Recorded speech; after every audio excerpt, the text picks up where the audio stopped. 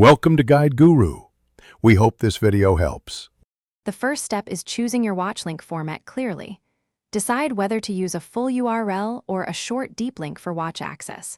Full URLs look like https://example, com/watch, v equals ABC 123, and short links look like https://x, m/ABC 123. Include a clear video identifier, like video ID equals ABC 123 or v equals ABC 123 in the URL.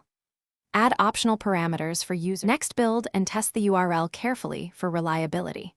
Construct the link exactly with parameters like v equals ABC 123 and t equals 45s for position.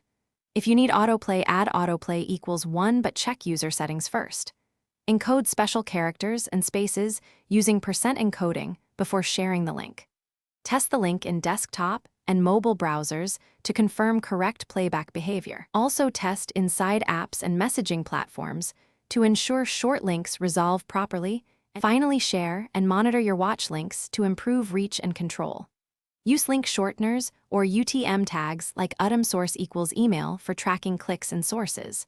Provide a descriptive anchor or button text so users know what they will watch.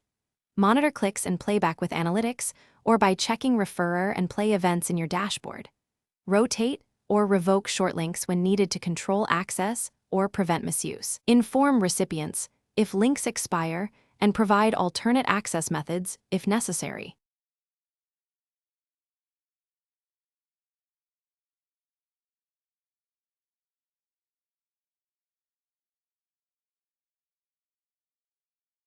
Thanks for watching.